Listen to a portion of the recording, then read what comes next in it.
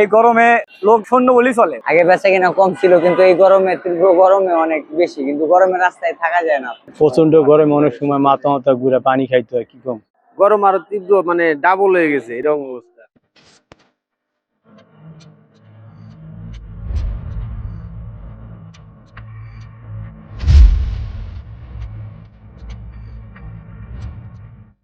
রাজধানী জুড়ে বইছে তীব্র তাপদাহ। সকাল গড়াতেই সূর্যের প্রখর তাপে জনজীবন হয়ে উঠেছে অতিষ্ঠ। রাস্তাঘাট, কর্মস্থল কিংবা বাজার সবখানেই গরমের প্রভাব স্পষ্ট। অতিরিক্ত তাপমাত্রায় সবচেয়ে বেশি দুর্ভোগে পড়েছেন খেটে খাওয়া মানুষ। প্রখর রোদ আর গরম বাতাসে যেন আগুন ঝরছে আকাশ থেকে। দিনের শুরুতেই তাপমাত্রার পারদ ঊর্ধ্বমুখী। জরুরি প্রয়োজন ছাড়া অনেকেই ঘরের বাইরে বের হচ্ছেন না। তীব্র গরমে আমরা ঠিক মতো মানুষজন পাচ্ছি না বা যাত্রী পাচ্ছি না। এই গরমে লোক শূন্য বলেই চলে, এই সময় কোনো লোক পাচ্ছি না। আমরা বয়ে আছি প্রায় 2 ঘন্টা 2.5 ঘন্টা বয়ে আছি, দেখেন কোনো লোকজন নাই বা নাই, লোক শূন্য।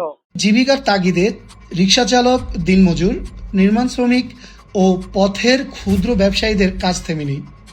প্রচণ্ড গরমে কাজ করতে গিয়ে অনেকেই অসুস্থ হয়ে পড়ছেন। তৃষ্ণা মেটাতে বারবার পানি ও শরবতের দোকানে ভিড় করছেন মানুষ। আগের চেয়ে গরমে এখন বেচা কিনা বেশি। গরমে মানুষজন অতিষ্ঠ হয়ে এসে আপনার গরমে রস খাইতেই আসে আপনার অনেক। আগে বেচা কিনা কম ছিল, কিন্তু এই গরমে, তীব্র গরমে অনেক বেশি, কিন্তু গরমে রাস্তায় থাকা যায় না। অনেক মানুষ অসুস্থ হয়ে যাইতেছে, মাথা ঘুরায় পড়েও যাইতেছে। গরমের জন্য স্বস্তির লেগে 1 গ্লাস রস খাইতে আসছে। গরমে কাজ করা খুব কষ্ট হয়ে যাচ্ছে। একটু পর পর পানি খেতে হচ্ছে, তারপরও শরীর দুর্বল লাগে। দুপুরের দিকে বাইরে থাকা যায় না, রোদের তাপ যেন আগুনের মতো লাগে। তীব্র গরমে কাজ কাম করতে অনেক কষ্টে। কি কম পেশা বাড়িতে হইব, পেটের দেয়, কিছু করার নাই। মানুষজন নাই রাস্তাঘাটে, কি কম কষ্টে দেয়, বাইরে পেটের দেয়। প্রচন্ড গরমে অনেক সময় মাথা মাথা ঘুরে পানি খাইতে হয়। কি কম চিকিৎসকদের মতে অতিরিক্ত গরমে শরীরে পানি শূন্যতা, মাথা ঘোরা, ক্লান্তি ও হিটস্ট্রোকের ঝুঁকি বেড়ে যায়।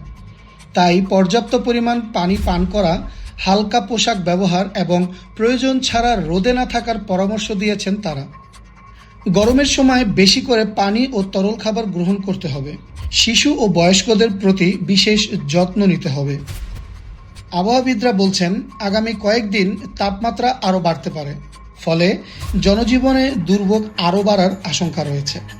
গরম আরো তীব্র, ডাবল হয়ে গেছে এরকম অবস্থা। বৃষ্টিটা অনেক করতেছে, গরমটা, বৃষ্টিটা এখন সংসারটা চালাইতে গেলে মনে করেন এই যন্ত্রণা সহ্য করতে হইব। আল্লাহর যেমনে খুশি এমনি চালাইতেছে, চলুক, আমাদের আর কিছু করার নাই।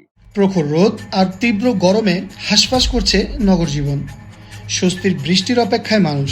তবে ততদিন পর্যন্ত সতর্কতা আর সচেতনতাই হতে পারে তাপদাহ থেকে বাঁচার প্রধান উপায়।